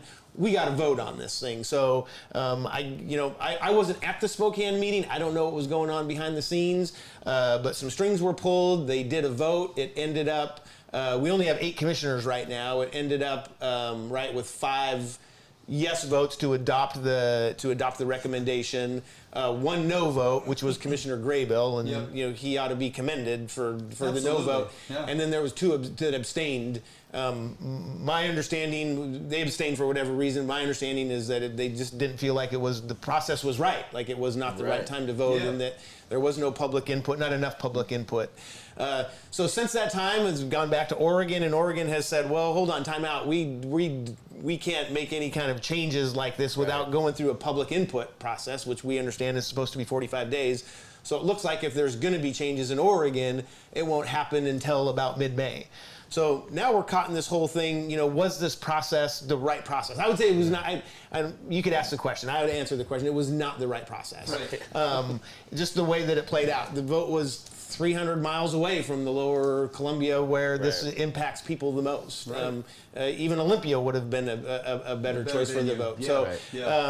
So that's where we stand today. Washington has adopted some changes to the policy, some drastic changes that go beyond what Oregon has had, for the last couple of years. Why don't you walk down there right now? So as it sits right now, we're entering into, I mean, we have a current springer fishery going on. We're looking down the road to a summer fishery, and then followed by fall. Split allocation, percentage-wise, opportunity for non-tribal commercial gill nets to go in the water. What's that look like? So one of the things is some changes in the allocation. So actually reducing recreational fishing opportunity, because some of it was, an 80-20 split. So talking about lowering some of that. Also allowing for a gill net fishery in the spring and a potential gill net fishery in the summer if the runs materialize. But again, it's just a matter of principle here of what got voted on. And then in the fall, moving gill nets outside of zones 4 and 5 and actually having a gill net fishery for coho, which is not part of the policy or part of the plan. So based on the preseason forecast and numbers coming, they're like, hey, we should get an opportunity on these coho. And so they're like, yeah, maybe you guys deserve an opportunity. So So that's kind of the changes that have happened during that vote, and now they're trying to fast track some changes for 2020 and beyond as well. So a couple things come to mind. One, we all users who fish either Columbia River tributaries, we pay our endorsement, Columbia River endorsement. Let's back up and revisit how that was sold to us. What the funds were to be used for. Currently, as it sits, I know listening to Bruce Pauly in conversation not too long ago, he was reminding folks that, hey, there's legislation right now they're trying to lock that thing down permanently. I believe CCA and others are pushing back to say no, 3 years or something. But regardless, they're still going after it. Recreational fishers are still paying it. Where's that money going now, and what's it used for? So there's 2 different endorsements. There's one in Washington and one in Oregon, and they're both roughly just under $10. The one in Washington was sold as a way to enhance recreational fishing opportunity. That's what they told us. Yeah. And a lot of the money has been used to maintain or enhance is actually how the legislation was written. But it was sold to us as an enhancement. Like we will pay for this. Every one of us here, I'm not going to speak for you, but I think you guys would all pay. I would pay more money for more opportunity. Right. Absolutely. And 100%. so that's the way it was sold to us. How the money's actually been used has really been to backfill lost funds and just to maintain opportunity. So that's really where most of the money has been used in Washington. There's a couple of instances where you could say maybe it was used to have some new fisheries, but most of those are because the runs were just better. Sure. I mean, so they probably would have happened anyway. So, but let's just say there was some from this. So there was some money from this that was used to increase opportunity. Okay. But so now it begs the question: if the commission has actually made a decision to lower the percentage of allocation, which if that's what you're talking about, and if they're actually going to lower the allocation, why would you want to pay money to try to increase that or to maintain it when there was just a management decision to lower that opportunity? Right. So that's a question that a lot of legislators have asked us is, well, if this is for more opportunity, they just are giving less opportunity. What are you paying for? Sure. So good question. So that's a question that legislators are struggling with right now, and we're trying to find an answer. And if you're trying to get to yes, let's figure out a way then to actually turn that into more opportunity. Let's figure out a way to tie this to the Columbia River policy or something. I mean, just use the money for a buyback. I'm not saying that that's the solution or that has to be, but what are some ways, some creative ways we can think of to use that? But if we're going to get opportunity taken away, why are we going to pay for it? Well, and it bodes the question. I mean, legislators are sitting there going, we continue to hear the bells ringing that, hey, they want us to give back more money back to WDFW to operate like they had prior to 2008 when we had to remove a bunch of funds from their operation because of tightening of the budgets. And that's right. You know, then they had them do a full-on audit for over a couple of years to ensure that they weren't frivolously just wasting money. They proved that. WDFW came out squeaky clean to say, we are trying to provide more for more and more people in all facets of fishing and hunting, and you have stripped our budget beyond belief. So every time we go back and want to go to the recreation community and say, hey, we got to increase our funds, of which 27% of their budget comes out of license sales, right? So they're trying to find ways to get more money. Well, then the commission sits over here and gives a larger allocation back to the commercial fleet. The legislators got to be sitting there going, why are we going to dump more money back into the general fund, a portion of that to offset operating budget for WDFW when when we're giving more fish back to the commercials? I don't understand, and I don't think the legislator understands either. Right. They don't. I mean, they're asking those questions. Why?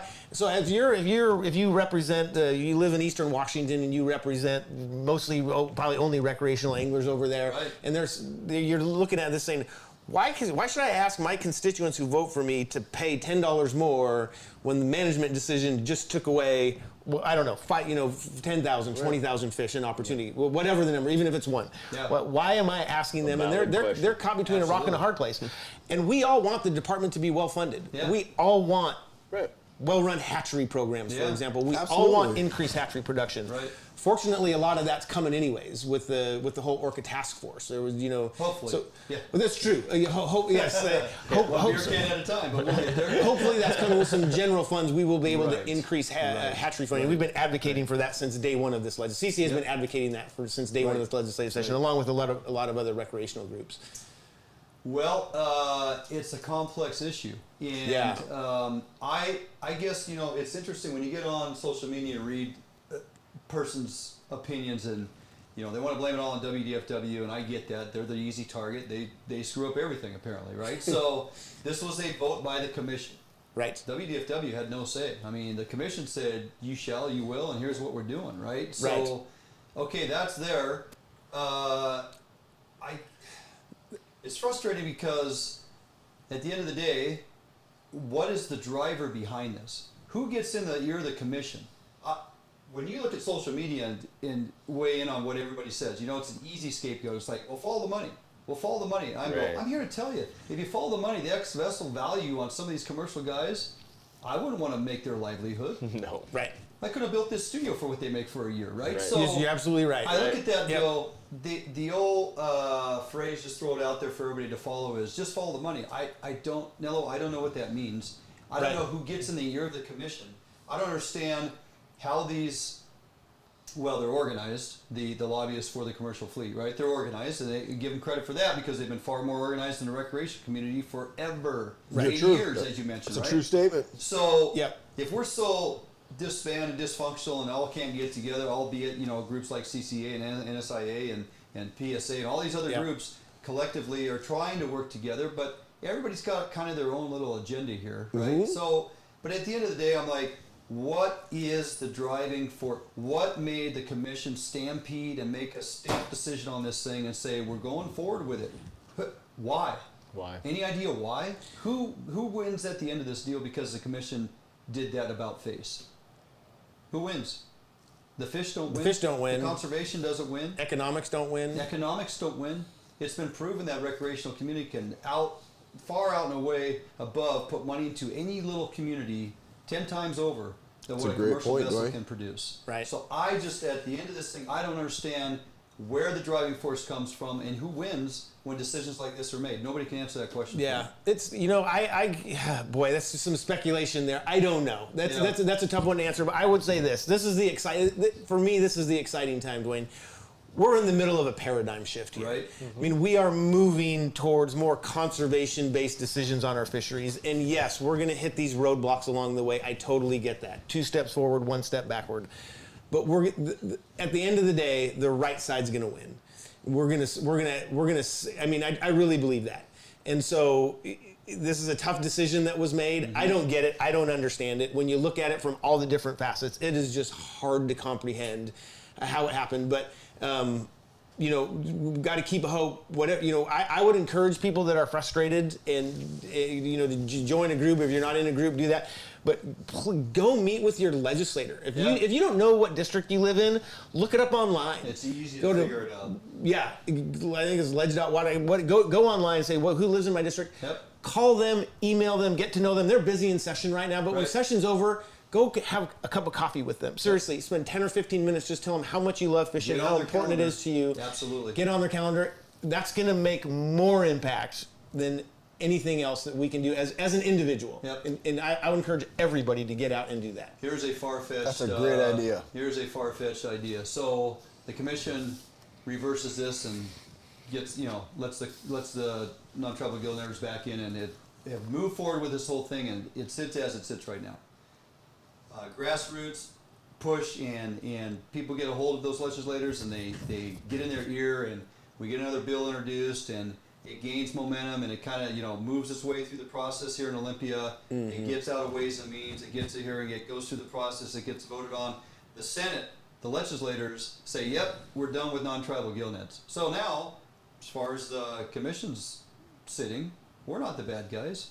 We didn't tell the gillnetters they couldn't fish, the legislator did, the state did, right? So we're not, whether they are looking to save face amongst that portion of the allocation on our side of the fence for who gets fish, I don't know. It might just be a pipe dream, but from a commission standpoint, I'm looking at it going, we're just going to wait because it's happening, but we're going to let the government handle it so we don't look like the bad guys. Just a theory. Right. Because I don't know what in the hell's going on. I really don't. I try to read this stuff. I talk to educated individuals as yourself. And at the end of the day, when people say, well, follow the money, I look them straight in the eye, and what does that mean? Follow what money? What money? There's not a lot of money. Okay, follow the money. Not a lot of money. I ask you, follow the money. You tell me, get on here, give us a message, get on our Facebook page, interact with us, put this discussion up, pose the question, get a hold of your legislators, go have lunch with them. Absolutely. Biscuit, something. It's a fantastic idea. Whatever you got to do. Yeah. But buy them a cup of coffee. get in their ear and try to get some resolution on this. Nello, thank you very much for coming in. Yeah, you're welcome. I really enjoyed it. Close out the show, but before we do that, we're going to jump out for a quick break. We come back. I believe we're back in the kitchen. Yeah, chef's in my ear right now. We're back in the kitchen to finish those duck tacos and see how we get them cooked up. So don't go anywhere. Back in the kitchen with Chef Kelly and Sherry right here on FHN when we come back. What if there was a smarter way to search for your new home? Introducing the Better Homes and Gardens real estate website and mobile app. This revolutionary new search tool puts your needs first. Narrow your search to what matters most to your family, like school data, school districts, and even walk scores. Get easy access to your local affiliated agent, as well as unique and local insights about neighborhoods and properties directly within the app.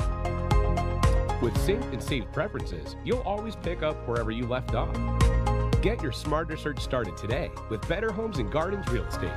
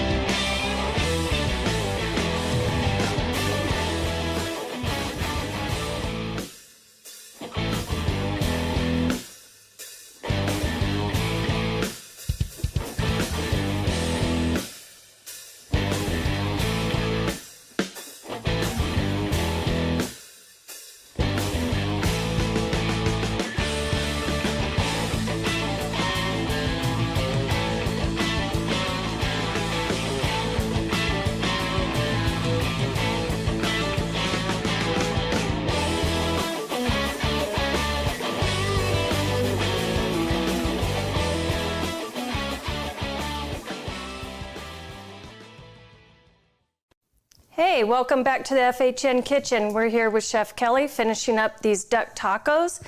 They smell amazing so far. What steps next?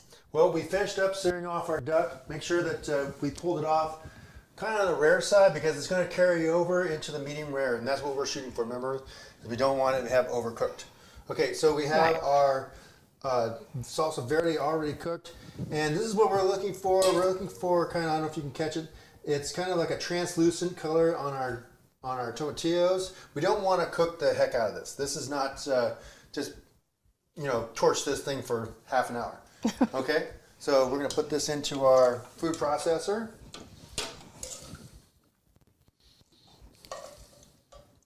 Wow. Yeah, they're just kind of translucent. Yeah. Yeah. Yeah. Perfect. Okay. So all right. Now we're just going to close this up. Let it rip.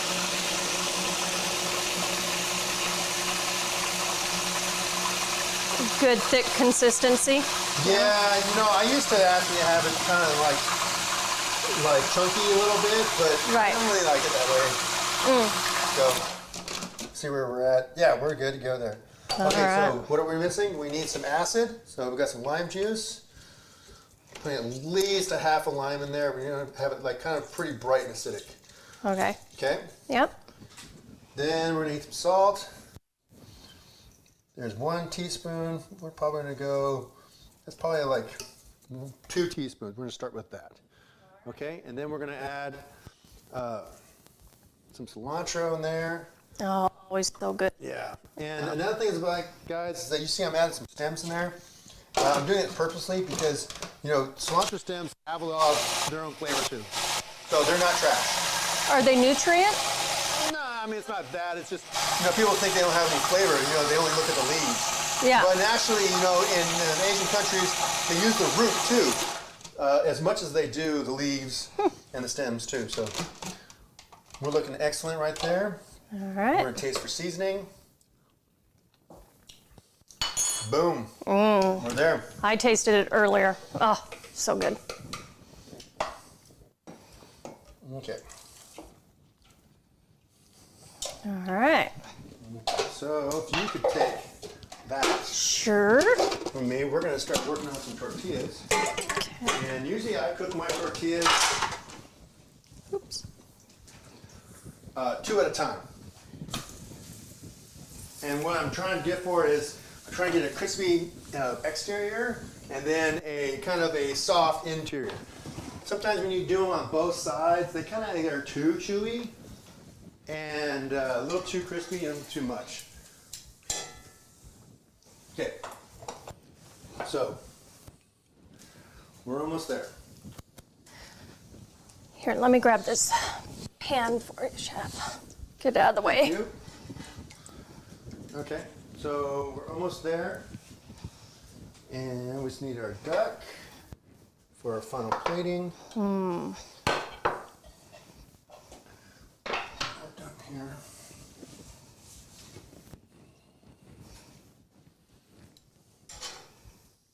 Yeah. All right. All right. So you see, So just a little bit see I got some color brown. there? Oh. Yeah, but the inside is steamed and still tender on the inside. So you're not having to chew through that. So we're going to do a little bit of duck. Like that.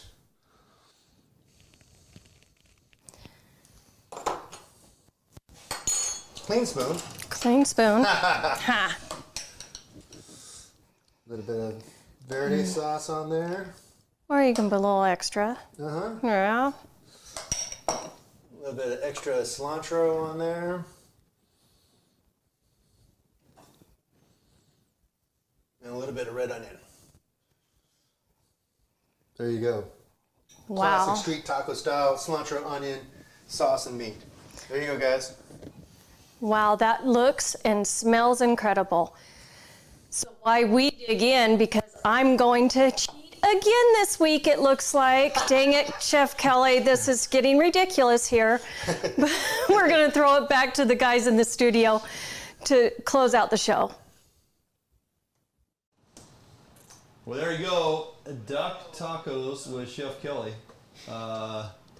I hope he makes about 30 of them because No we get doubt. done. Yeah. Nello, you hungry? Oh yeah, eat them up. We're gonna pound those. I mean, again, we'll save the merganser ass for you. But if you can make it taste good, don't worry about it. We'll put a blindfold on there. You just have to go with it. So, can't thank you enough for coming in. Great topics thank you. I think we tackled, you know. Yeah. A couple other mentions before we get out of here. If you have not yet joined up with Backcountry Hunters and Anglers, it's a very good organization. Tommy, you on board with this, right? I'm a member of them. Absolutely. So look them up. Backcountry Hunters and Anglers, go to www.backcountryhunters.org and see what they got going on. You know, it's all about preserving our lands and access opportunity, whether we fish or hunt. Yeah. And as things continue to build up around us and minimize our access, it's important that we have organizations like that working at the legislative level in our federal government, state governments, and trying to retain, giving us access to a number of areas. So sign up with them. And what's interesting is I signed up quite some time ago. I really like the fact I get emails about things that are relevant that are going on at the federal level. They send you notifications to say, hey, read through this and see if it resonates with you. There was one here recently, I looked at it, was the Access Act that they're working on. And it encompasses some language in there for North American wetlands conservation. You have U.S. Fish and Wildlife Services Resources Protection Act. The latter one there would provide critical funding for in and around $1.4 billion in maintenance and backlog issues that they're trying to deal with where they've run out of funds and they need to re-energize this. So they have a process in place where they're working at the legislative level, at the federal level, to try and move some of these programs through. Nice thing was, I got on the website, I read through what they were pushing through. I'm like, well, yeah, I'm on board with that because this is important. This Access Act, it encompasses about 5 or 6 different issues. So I went through the process, clicked on the link, read through it, got educated up on it, followed the process, entered my name, said, would you like to send this information to your local legislator? Yes. So I put in my address, I put in my name, it prompts you right to here in this area, Denny Heck, and it drafts a letter. You can add additional information if you want, and you send that off, and they receive that in their in basket. Now you may think, blanket approach like this doesn't work. CCA does it, right? It's a numbers thing. If we get a whole host of folks at the federal and state levels inundating our persons who make decisions, get paid to make decisions, it's important that you get involved with some of these organizations. Now, I'm not saying go do it because we here at Fish Hunt Northwest are supporters of backcountry hunters and anglers, but it's one that you should look into. Give it some time, take a look at it, sign up, $25 for an annual membership. Then you get quarterly magazines in the mail, you get emails and whatnot. I think you get a free T-shirt.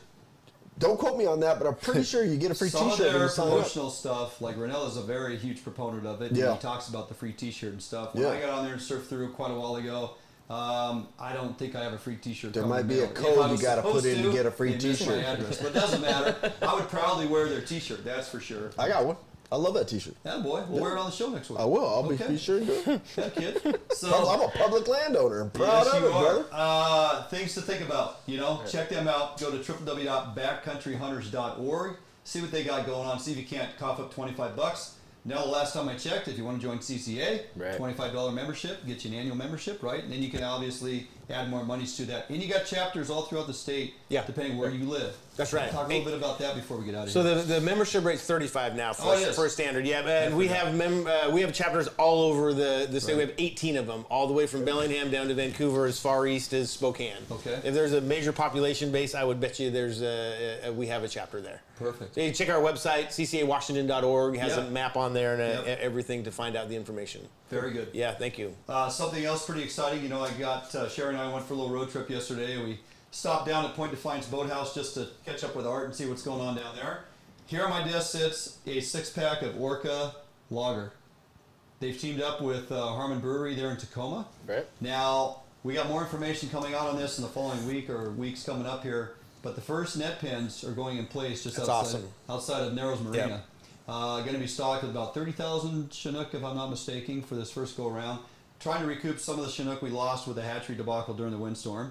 So there's a lot of volunteer hours, a lot of volunteer monies, lots of volunteer equipment that's been put into place, was sitting idle to say, hey, can we use this? A whole lot of folks just doing some really good things in the efforts to bring and support the recovery of our orca whales. A lot of that stems from giving them enough feed. If you're following what's going on, this is important. It's no secret, Nello, that by putting more Chinook in pens in Puget Sound, releasing them, when those fish return 3 and 4 years later, there's an abundance of fish swimming around Puget Sound trying to figure out where they're supposed to go. And guess what? They're intercepted by orcas, they're intercepted by recreational community, and everybody wins. Right? Yeah, that's right. The monies that are needed to rear those fish in holding pens and release them out of Puget Sound, it's kind of like a blackmouth program in that they're generating these fish that they're going to release in Puget Sound that they don't plan to have them come back and go to a river, which is a good thing. Right. This is how we get past that whole NOAA, ESA, you cannot put more hatchery fish on the gravel. We won't allow it. We won't give you a permit to do so. This is a great program. Now, they come out with this in conjunction with a handful of folks. We're going to have Art on next week to talk about this entire thing. It's very exciting. I told him I'm not waiting to at least kick this out of the door here. We got a 6-pack. I actually asked him yesterday as he brought this in out of his truck. I go, hey, can I buy a 6-pack from you? He goes, I don't even have it in the SKU yet. I'm like, okay. Well, then at least give me a prop to sit on the desk so we can start promoting Chinook Lager. 3% of the proceeds go towards enhancement for saving our orca whales in Puget Sound. So you're saying we don't get to drink that tonight? No, we're saving this. It's a prop. You dirty brother. No, this is here for quite a while. We'll pick up some more, though. I'll buy you guys some damn lagers. I was trying to contribute, though, and do the right thing. Tom actually asked me before the show started, orca lager, shouldn't he be wearing like like a plaid shirt and a beanie and some sport boots, packing a chainsaw off the back of his dorsal fin. Not that type of orca logger. Not that type of logger. Yeah. Anyway, very good cause. Very, very exciting information come out about the net pens and the fact we're going to start raising fish to feed the orcas. And from a recreational, selfish perspective, I like the sound of that. Kelly, I mean... that needs to be going on all up and down the entire coast. I mean, I heard there's a program starting kind of in Northern California, I think, where they're doing kind of this similar thing. What's the downside? Nello, any is there a downside to that? Groups or anybody I haven't heard of any, no. Yeah. No, the one thing I'd take onto that, too, kind of in the South Puget Sound area is that Deschutes hatchery, which they just did groundbreaking earlier this week. Correct. And that is another fantastic example. You know, they have the falls there, so there's no natural spawning population there. In fact, about 20, we've been pushing on that hatchery. We've been asking for that thing to move up in funding for the last 3 biennium for the last 6 years. I want to see coffee companies get on board with this, do the same thing, you know. Whatever they can do. Yeah, they should be. More sales for them, and money goes to conservation. I'd like to see some whales. Why not? Have you heard numbers as far as what they anticipate as far as release numbers of smolt out of that facility into South Puget Sound? When it's fully functional? Yep. I don't know the numbers. I do know that it's supposed to be about 20% of the increases that will be coming from enhanced production for the orcas for this work through the Orca Task Force. If you're a guy like me living here in this Olympia area and they have put in the last couple of years now fishing South Puget Sound Area 13 predominantly. Oh yeah. Are you kidding me? That's great news. That's exciting news. Those fish got to go by the orcas and all the way down through Puget Sound to get to the determination. Man. So need a Dwayne England. Maybe if they drink enough lager. Maybe they drink enough lager. But that is some of the, like you had said in our earlier segment, there's kind of a paradigm shift happening. There are things happening. Right. It's not all doom and gloom. We got some things that are happening that are conducive to bringing some fish back. And it may be more conducive to guys and gals with boats to get out in Puget Sound to catch those fish, and for the river person, they might be going, what's it doing for me? Well, in the big scheme of things, in the big picture, it'll eventually start getting more fish on the gravel too, because it's overall enhancement of our fisheries, right? So I mean, that's the hope. That's right. Anyway, any last words? Anything to add before we kick on out of here? I don't think Nothing? So. Tommy? You got any questions over there, Tommy? Not much. I think I want to thank you for coming in and making light of a bunch of stuff I didn't understand. Yeah, you're welcome. That was great. It was great stuff. It's interesting to see like the whole politics behind it and how the whole it makes sense to me as much as I hate it. It makes sense to me how it's like you put it. It's the old guard. Right. More or less. Right. That paradigm like shift, we're moving away from that into a new management regime, Yeah, I think. New, more innovative ways of thinking at this, of looking at things, more innovative ways like you looked at, or like Kelly brought up, and more selective ways to harvest because commercial fishing isn't going to go away. No. Completely. No. So it just gives me hope. That's all. Well, if we enjoy the outdoors and the opportunity, whether you fish or hunt or recreating the outdoors, the bottom line is conservation is where it's at. And we all have to come together to ensure that this stuff is not only here for now, but for the future generations. And that's it.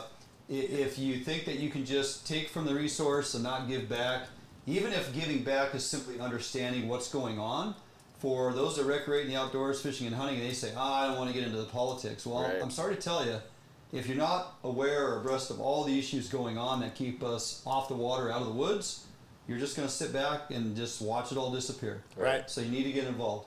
That's going to do it for us this week here on Fish Hunt Northwest. Thanks for joining us. Jump out on this link. Make sure you spread that around, share that thing so that folks will join us here each and every week, 6 to 8 p.m. Thursday night, right here from the FHN studio. Have a good night.